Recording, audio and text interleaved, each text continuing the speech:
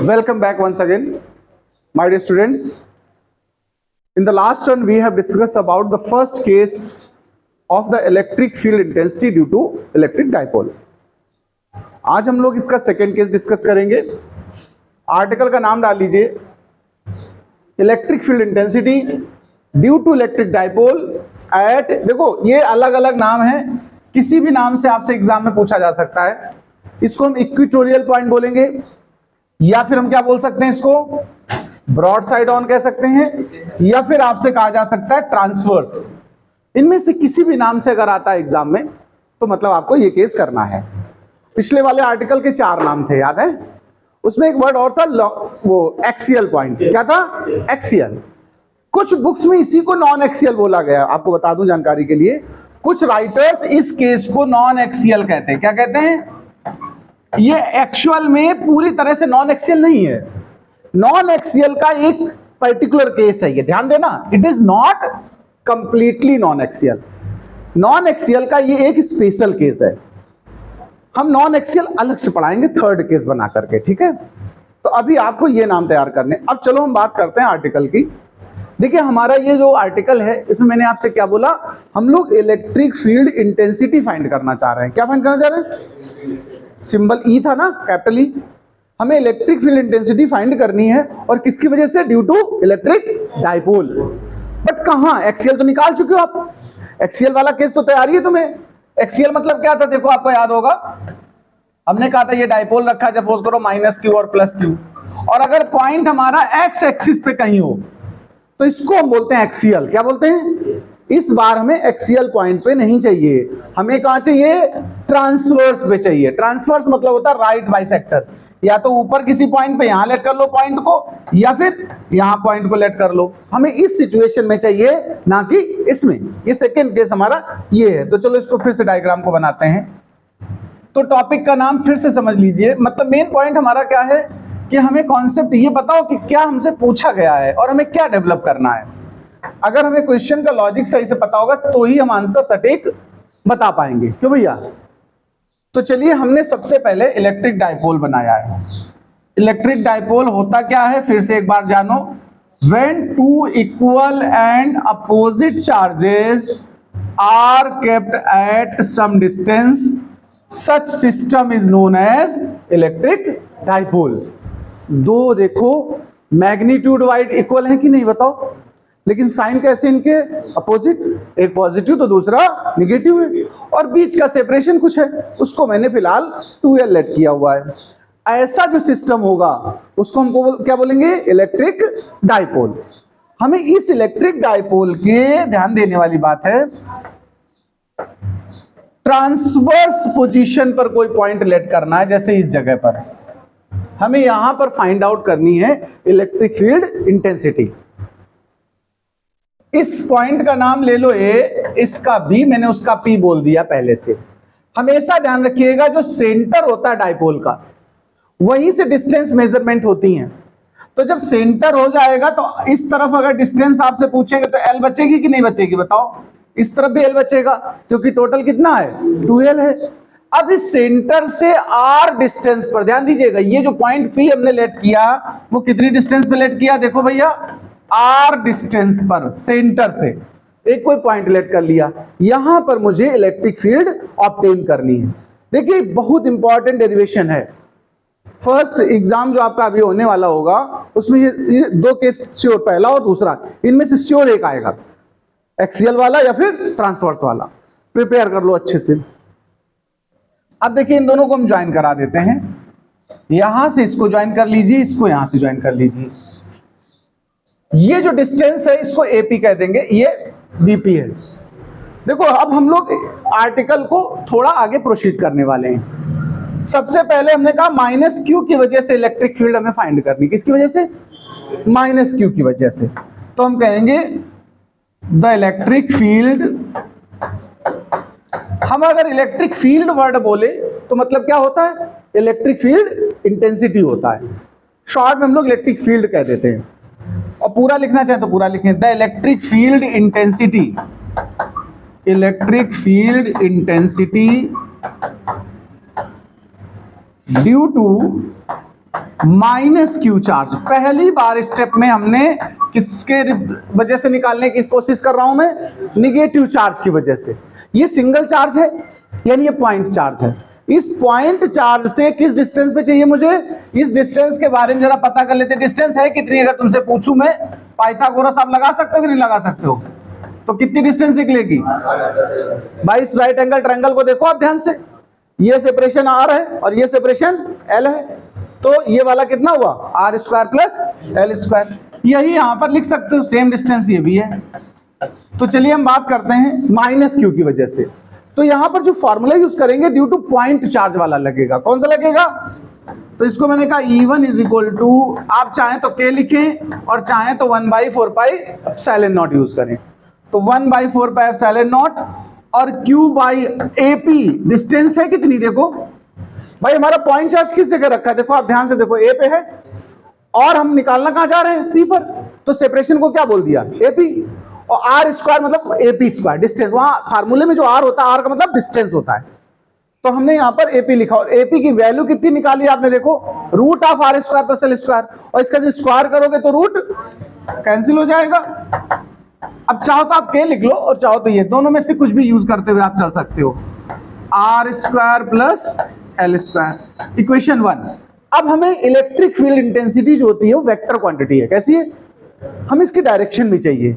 आओ इसकी डायरेक्शन बताते हैं। मैंने आपसे लास्ट टर्न पे डिस्कस किया है, इलेक्ट्रिक फील्ड की जो डायरेक्शन होती है पॉजिटिव चार्ज से अवे होती है, कैसी होती है, और निगेटिव चार्ज के टुवर्ड्स होती है। ये दिमाग में रख लो अपने, अगर कोई पॉजिटिव चार्ज है उसकी वजह से डायरेक्शन चाहिए तो एरो किधर बनेगा, अवे फ्रॉम द चार्ज। जिस साइड में चार्ज, अगर लेफ्ट में चार्ज है तो एरो राइट की तरफ इंडिकेट करेगा, और अगर चार्ज हमारा राइट में है तो एरो लेफ्ट की तरफ जाएगा, बल्कि निगेटिव में उसी डायरेक्शन में हो जाता है। तो चलिए हम बता, अभी तो निगेटिव के लिए बात कर रहे हैं, किसके लिए, निगेटिव चार्ज है ना।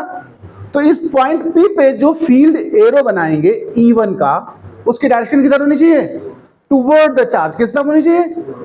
तो चलिए हम लोग बनाते हैं इसको टुवर्ड द चार्ज। देखो ध्यान देना जरा भैया, ये जो E1 होगा वो इस डायरेक्शन में आएगा, देखो E1, और ये प्लस चार्ज है। जब इसकी वजह से आप पता करेंगे तो किस तरफ बनेगा एरो, चार्ज अगर इस तरफ है तो एरो ऊपर की तरफ जाएगा, इस तरफ। देखो ध्यान देना बहुत अच्छे से, E2। यहां पर इसको मैं ज्यादा कॉम्प्लेक्स ना करके इसी चीज को दोबारा से उतना हिस्सा, देखो ये हिस्सा, जैसे नहीं आप लोगों ने कभी देखा होगा डायग्राम वगैरह में थोड़ा हिस्सा निकाल के अलग जूम करके बनाते हैं, कभी कहीं पढ़े होगा बुक्स वगैरह में, वही काम मैं करने वाला हूं। इस हिस्से को दोबारा से रिट्रेस कर रहा हूं, ध्यान से समझ लेना। ये पॉइंट P है, यहां पर देखो एक फील्ड हमारी इस तरफ गई है E2 और एक फील्ड हमारी इस तरफ गई है E1, देखो दिख रहा वहां पर। यहां पर एक लाइन अपनी तरफ से ज्वाइन कर दिया, ऐसे ड्रॉ कर दिया। आप यहां देखें, अगर इनको एंगल्स को चाहे तो आप थीटा लेट कर सकते हैं कि नहीं कर सकते, बताओ। वहां ज्यादा गंदगी होने वाली इसलिए अलग बना रहा हूं जिससे आप समझ पाए।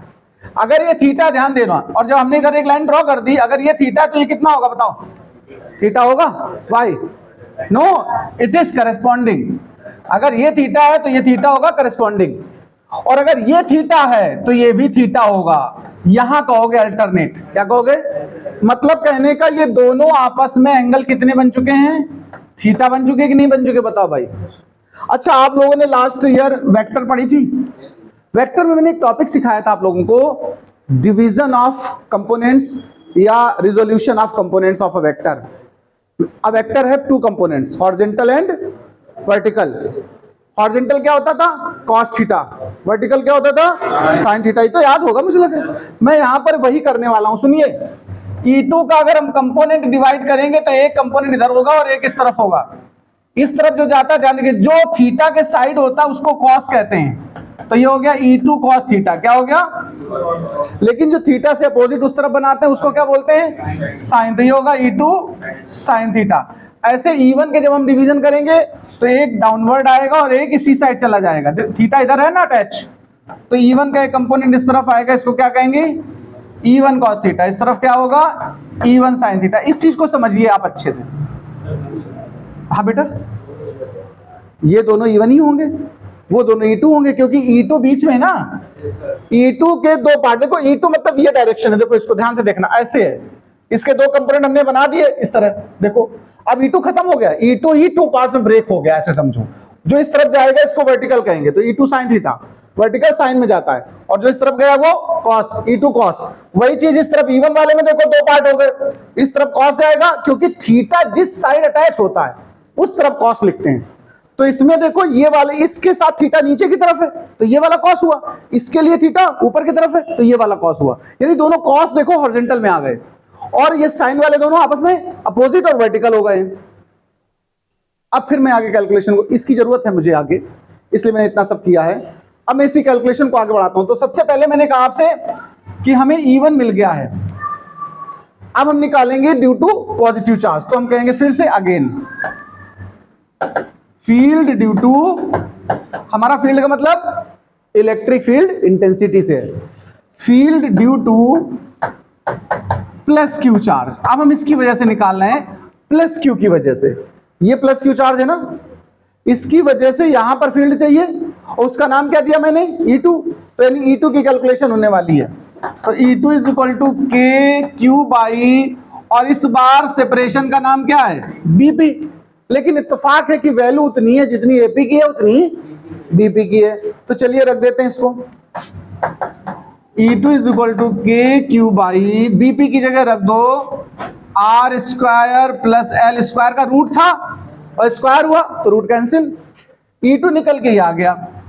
आप थोड़ा ध्यान से देखिएगा, इस जगह पर गौर से देखिएगा, here E1 is equal to E2, देखो जरा जो E1 की वैल्यू आई थी आप एकदम कंपेयर करके देख लो, जो E1 आया था वही तो E2 आया है, मैग्नीट्यूड वाइज, डायरेक्शन अलग अलग है बस खाली।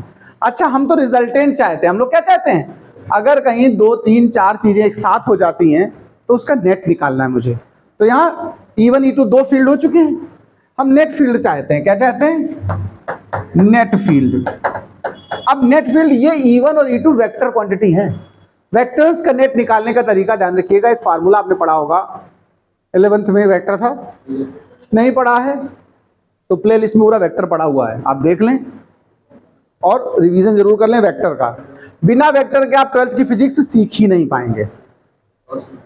R इज इक्वल टू क्या था formula, R is equal to root p square plus q square plus 2pq cos theta, वही लगता है। तो चलिए यहां पर फिर लेकिन देखो उसके बिना भी काम चलेगा, कैसे चलेगा सुन लीजिए। हमने आपसे बोला E2 E1 कैसे हैं, इक्वल है। अच्छा दोनों में साइन से मल्टीप्लाई कर लो, देखो जरा बहुत आराम से समझना, E1 is equal to E2, अगर हम चाहें तो इस तरफ भी एक साइन थीटा से मल्टीप्लाई कर लें देखो, और उस तरफ भी साइन थीटा से मल्टीप्लाई कर लो देखो,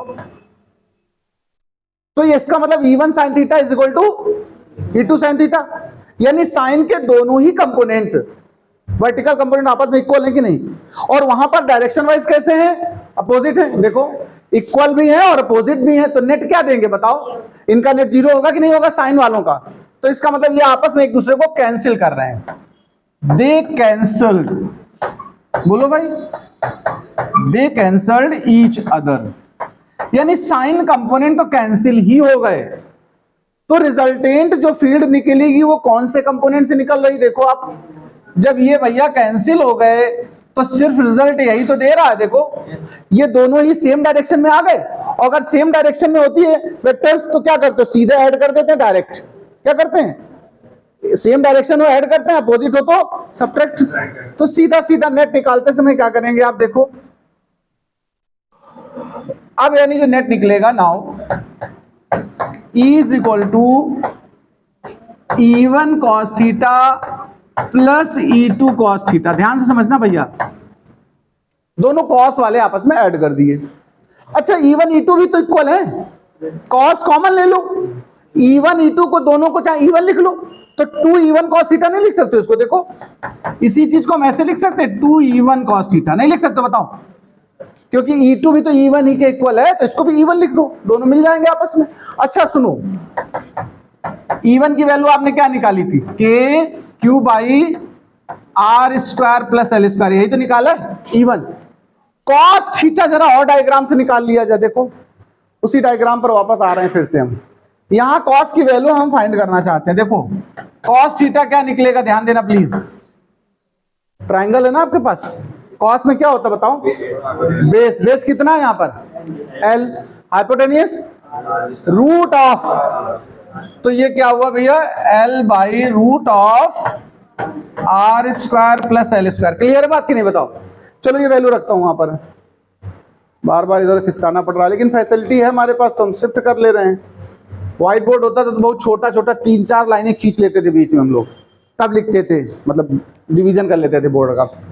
अब चलो इसमें लिखते हैं, तो L by root of R square plus L square.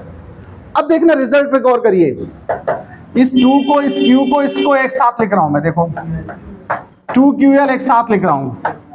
और ये देखो सुनो, इस पे पावर 1 कहोगे कि नहीं कहोगे आप बताओ, और इस पे हाफ पावर है, रूट मतलब क्या होता है, और दोनों प्रोडक्ट में तो क्या बनाएगी पावर बताओ, 1 प्लस हाफ, 3/2 बन जाएगा। तो R square plus L square whole power 3/2। बताओ बच्चे भाई। अच्छा 2QL क्या होता है, P क्या होता है, P। वैसे रिजल्ट आ चुका है, देखो हम ऐसे भी छोड़ सकते हैं, देखो मेरी बात सुनना, एग्जैक्ट रिजल्ट यही है। लेकिन हमारे लिए जब एग्जाम में न्यूमेरिकल्स करना होता है तो ज्यादातर जो क्वेश्चंस दिए होते हैं उनमें जो आर की वैल्यू है एल के कंपैरिजन में काफी ज्यादा होती है, ध्यान रखना। न्यूमेरिकल्स वगैरह में ध्यान रखिएगा, जो आर है यहां पर वो मोर ग्रेटर देन एल होता है। अगर आर बहुत ज्यादा बड़ा एल से तो फिर एल स्क्वायर निग्लेजिबल बन जाता है। कैसा बन जाता है, हाँ एल स्क्वायर जो है वो आर के कंपेयर में निग्लेजिबल हो जाता है। अगर किसी को ये बात ना समझ में आ रही हो, बाय द वे सोचे, बहुत लोग हमसे पूछते हैं बच्चे लोग कि सर एक बात बताओ, आप किसी नंबर का स्क्वायर करे दे रहे हो और फिर करो और छोटा हो गया। मेरी बात सुनिए, मैंने यहां पर क्या लिखा, देखो हमने कहा R is more greater than L, तो L square is very less, तभी तो निग्लेजिबल किया, जीरो लेट किया। बच्चे कहते सर स्क्वायर कर दिया तो कैसे, 2 का स्क्वायर तो 4 होता है। ऐसा क्वेश्चन मन में आता है क्या आपके, कभी आ सकता है, इसलिए सुन लीजिए। हमारा यहां कहने का मतलब, जब हम लोग इलेक्ट्रिक में डील करेंगे, जैसे NaCl है, Na एटम और Cl एटम के बीच का जो सेपरेशन होता है वो एंगस्ट्रॉम्स में होता है। किसमें होता है, जैसे एग्जांपल के लिए हमने कहा L is equal to suppose करो 2 एंगस्ट्रॉम है, मतलब separation between Na and Cl atom. Angstrom मतलब कितनी पावर, -10। अच्छा जब इसका स्क्वायर करोगे आप देखो तो 4 × 10⁻⁻20, राइट, ये तो जानते हो आप। इसका मतलब पता क्या है, अपान में कितने जीरो, कितने जीरो, या ऐसे समझो 0.9 बार जीरो लिखोगे कि नहीं बताओ, और फिर बाद में आएगा 2। इस नंबर के सामने अगर इस नंबर को लिखना हो तो कितने जीरो लगाओगे, पहले 19, फिर 4 आएगा, तो बहुत ज्यादा छोटा नहीं हो गया, इसलिए एल स्क्वायर को लीव किया जाता है। समझ पा रहे हो बात को, आर के कंपेयर में। तो जब हम एल स्क्वायर को लीव कर रहे हैं मतलब 0, तो यहां आर स्क्वायर की होल पावर कितनी हो गई, 3/2, 2 से 2 कैंसिल, तो कितनी पावर बची, वेरी गुड। तो E is equal to 1/4πε0 P by, वही K को मतलब पूरा लिख दिया मैंने, P/r³। अगर आप चाहें तो KP/r³ लिख सकते हो। आप पीछे एक्सियल वाला मैं डिस्कस कर चुका हूं, एक्सियल में 2P था, ट्वाइस था, तो ध्यान देना एक्सियल के कंपेयर में ट्रांसवर्स का रिजल्ट कैसा है, हाफ हाफ। देखो एक्सियल में इस जगह 2 था, आप पीछे देखो फार्मूला, और इसमें 2 आया ही नहीं, केवल P आया। तो यानी एक्सियल का जो रिजल्ट है वो इसके कंपेयर में ट्वाइस है। यानी फील्ड एट एक्सियल पॉइंट, अगर हम कंपेयर करें दोनों जगह, field at axial point is twice of field at transverse point. ये याद रखिएगा, यानी डाइपोल के ट्रांसवर्स पोजीशन पर फील्ड लेस हो जाती है, यानी हाफ हो जाती है एज कंपेयर टू, मतलब ऐसे समझ लो, ये डाइपोल है हमारा, अगर इस तरफ निकालोगे तो ग्रेटर आएगी, इस तरफ आता है 2P रिजल्ट, और जब इस तरफ निकाला अभी तो कितना आया है, P आया है। यहाँ P/r³ आया है, कांस्टेंट तो दोनों में है ना, K तो दोनों में कॉमन है। यहाँ देखो एक्सियल पे रिजल्ट 2P/r³ आया है, पीछे देख लो आप लास्ट डेरिवेशन को, और ये P/r³ आया है, तो हाफ आया कि नहीं आया। इसका डायरेक्शन और देखो, जो रिजल्ट बनेगा वो किस डायरेक्शन में, देखो ध्यान से देखो, जो रिजल्टेंट ई बना वो किस डायरेक्शन में बना, जरा इस पे गौर कर लिया जाए भाई। रिजल्ट ई, देखो ये रिजल्ट है ना, इस दोनों को मिला के तो ई बना है कि नहीं बना, बताओ। इन दोनों का सम ही तो ई है। ये किस तरफ चला गया, इस तरफ, यानी पैरेलल टू, ध्यान देना प्लीज, ए बी, देखो ए बी के पैरेलल लाइन है ये वाली कि नहीं, यही तो रिजल्ट है ई, पैरेलल टू ए बी है। और जो डाइपोल मोमेंट पी होता था, पी की डायरेक्शन भी दिखा चुका हूं मैं, negative to positive. Dipole moment p की डायरेक्शन कैसी होती थी, तो यानी जो पी की डायरेक्शन वो इस तरफ है और जो नेट ई की है वो इस तरफ है, यानी हम कह सकते हैं रिजल्टेंट फील्ड की डायरेक्शन पी की डायरेक्शन के अपोजिट और पैरेलल टू ए बी या डाइपोल या कुछ भी कह दो, ठीक है। तो फील्ड की डायरेक्शन भी लिखनी है मुझे लास्ट में, तो हम कहेंगे हियर रिजल्टेंट फील्ड इज, हाँ चला गया रिजल्ट, यहां है। डायरेक्शन पे चर्चा कर देते हैं जरा, डायरेक्शन भी समझ लेना, डायरेक्शन अलग से आता है 1 मार्क्स में, ठीक। तो हम कहेंगे the direction of net E for electric field is parallel to dipole A B and opposite to direction of dipole moment p. Dipole